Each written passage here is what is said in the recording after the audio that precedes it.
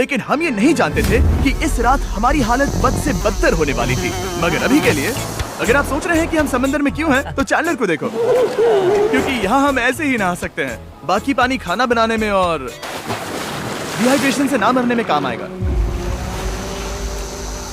जानते हो मैंने यहाँ क्या नोटिस किया? क्या नोटिस किया? हमारे पास 10 पानी के कार्टन्स थे और अब सिर्फ 6 बचे हैं। आज दूसरा दिन है। जानता हूँ, यहाँ पर सबसे मैच्योर होने के नाते मैं कहूँगा कि यहाँ सभी को पानी थोड़ा सा संभल कर इस्तेमाल करना होगा। हाँ सही कहा। रुको, तुमने अभी क्या कहा? शॉन, थोड़ा ध्यान दिया करो। ठीक है, सॉरी। काफी रात हो गई है, सोने चलते हैं। अगर आपने इसे नहीं पहचाना तो ये वही मैक है जो ये वाली और ये वाली वीडियो में हारा था। यानी इसने इस चैनल पर पिछले 2 महीनों में करीब $1.5 मिलियन हारे हैं। यार ऐसा इंट्रोडक्शन कौन देता है? हालांकि हमने अपना कैंप अपग्रेड किया था, दूसरी रात पहली रात से भी ज्यादा बेकार थी।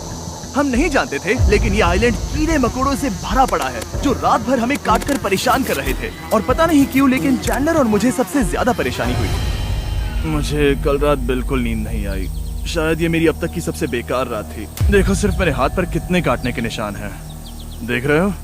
और जब तक हम अपनी नींद पूरी करने की कोशिश में थे, आप समझ ही सकते हैं कि बाकी तीनों बिना किसी देखरेख के क्या कर रहे होंगे। चलो मुर्गियां पकड़े। नहीं, चलो मछली पकड़े। तो कल वहाँ इस बीच के उस कोने में मुझे और नोलन को एक नेट मिला। आज हम बनाने जा रहे हैं मुर्गियों के लिए जाल। प्लान ये है कि हम यहाँ एक बड़ा नेट बिछाएंगे, उसे ऊपर रस्सी से बांधेंगे और फिर बूम, फंस गई मुर्गी। चलो चलो। अब अगर मैं जाग रहा होता तो ऐसा कभी नहीं होने देता, लेकिन ये देखते हुए कि मुझे ऐसा लग रहा था कि मानो मैं मरने वाला हूँ, बॉयज के मन में जो आ रहा था वो कर रहे थे। नेट बहुत मजबूत है। क्या ये लो हो गया? इन्होंने करीब 30 मिनट नेट को परफेक्ट स्क्वायर में काटने में लगा दिए। फिर इन्होंने रस्सी को पेड़ की डाली के ऊपर फेंका, नेट को चारों कोनों से बांधा और ये तैयार हो गया। ये तैयार है। ये काफी अच्छा है। फिर जाल के ऊपर चारा रखने के बाद वक्त आ गया था चिकन पकड़ने का। ये क्या है? मुर्गियों को पकड़ने वाला जाल। मुझे वो रस्सी दिखाओगे? सॉरी, नहीं दिखा सकता। तो इतने वक्त से तुम सब यही कर रहे थे?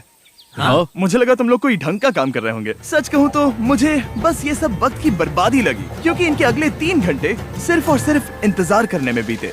लेकिन पता नहीं क्यों मैक हार मानने को तैयार ही नहीं था। और आखिरकार थोड़ा और इंतजार करने के बाद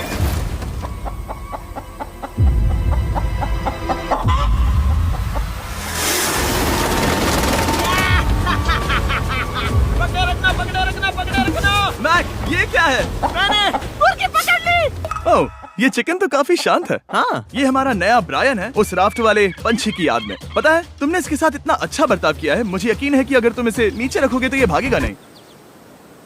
नीचे रखो। ब्रायन को नीचे रखते हैं। Brian, Brian. नहीं ब्रायन।